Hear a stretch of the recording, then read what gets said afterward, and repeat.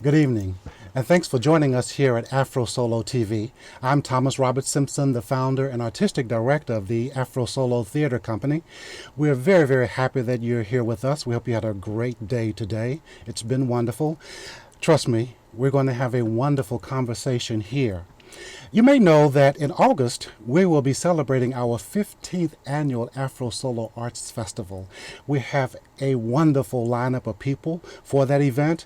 We have one of them here today, a very special person who's been on AfroSolo TV before, but we're very, very glad that he's back again with us. His name is Idris Ackamoor.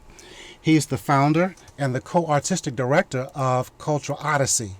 How are you doing, Idris? I'm doing good, very good, Thomas. How about yourself? That's great. It's very good to have you here. We want to find out a little bit about you.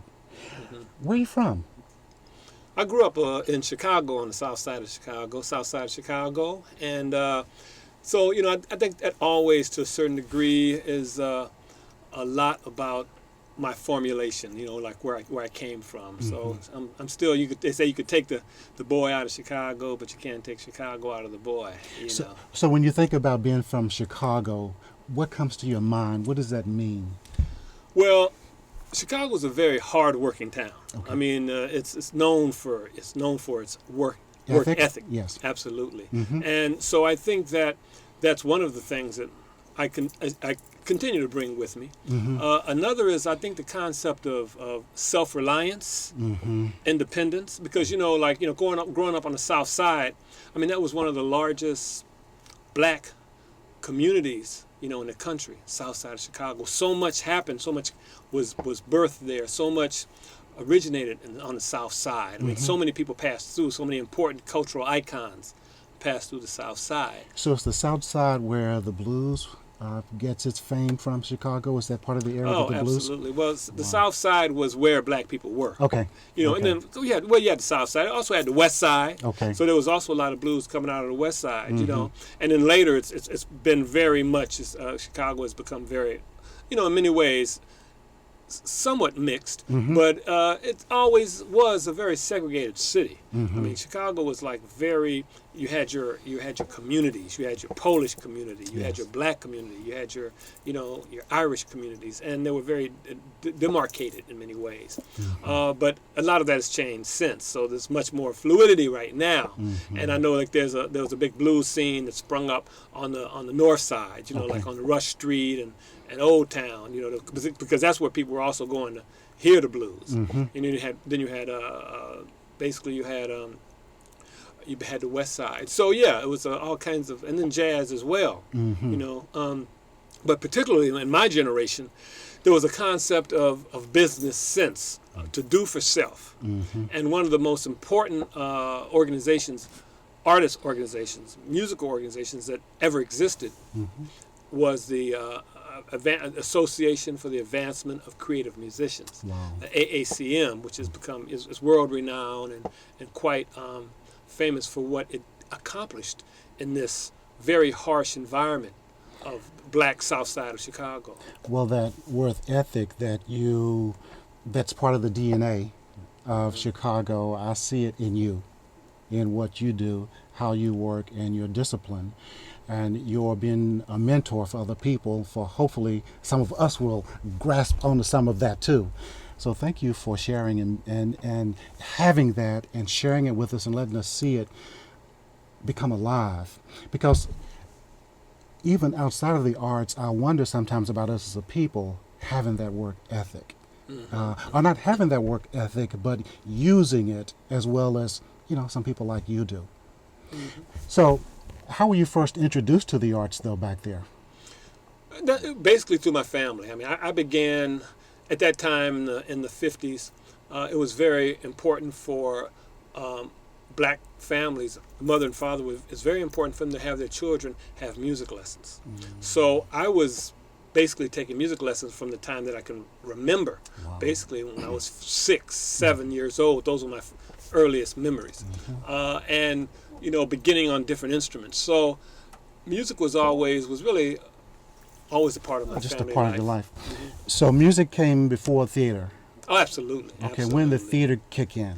Well, theater didn't kick in much later. Okay. Much later. I mean, that was music was what took me through, those early years, and actually I got away from music, during high school. Because I mean, high school I was like a teenager, and it was about basketball, parties, and girls, and all that. So music was out of my life for those four years, and then I came back to it in a very interesting way, and really concentrated on it in college, and so basically got to theater much later. Do you remember the first or one of the first performances that you saw of anyone?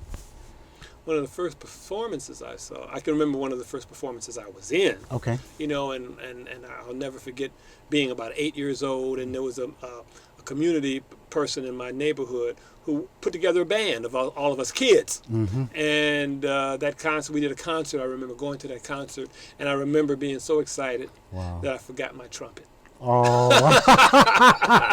So I ended up, I was so excited, I forgot the trumpet that I was playing. I got there, I forgot my trumpet, and I ended up having to play a triangle through the whole concert. I was so embarrassed. So but I remember that. You've never forgotten your trumpet or your instrument since then, I don't guess. Try not to. Now, in terms of the music or theater, but music in particular, who are some people that you respect, or if you have an idol or people that you look up to?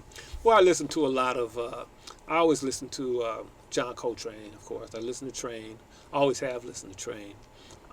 Listen to Pharoah Sanders. Pharoah has always been a big artist that I've always liked his music and listened to his music. But also more than that, looking at their lifestyles and how they live, more even as a part of their music and what they're talking about with their music. Then of course it's the icons. Eric Dolphy is very important to me as a wonderful musician and as an innovator. Of course, then it was like Albert Ayler. I really liked Albert's music. Albert Ayler, and then Charles Tyler. Charles was one of my teachers. Charles Tyler was an alto saxophone player that played with Albert in those early years, and he was just a phenomenal, a phenomenal avant-garde player that was steeped in that tradition of the time of playing out, and he was fortunate enough to play with Albert. So yeah, those are some of the people that I listen to. Great. Now, at some point, you made a transition from the trumpet that you forgot to the saxophone. How did that happen? Well, during those early years, from like 7 to like about 12 or 13, I switched to a whole lot of instruments. Okay. But I went from trumpet to violin to piano. I played piano for quite a while, and then I switched to clarinet, and ended up with the saxophone.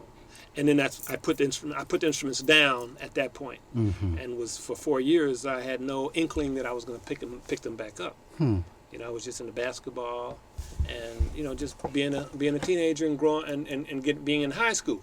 I wasn't, I was very much not attracted to to music at that point. Then at some point you decided to form your own company, Culture Oddessy. How did that come about? Well, that came about, as I said, many years after going to college and traveling to Africa as a student, my senior year traveling to Africa, coming out to San Francisco, migrating out to I migrated out here to San Francisco as a part of a very underground but quite famous jazz band called the Pyramids, kind of underground legend. It's more than world famous, but underground famous in many ways, and that are now many of our early albums are now collector's items over the internet. But the Pyramids brought me out here, and the Pyramids, those early years were spent in the East Bay, performing all around with the Pyramids and running into all kinds of very wonderful artists that later became artists and well renowned artists in their own right.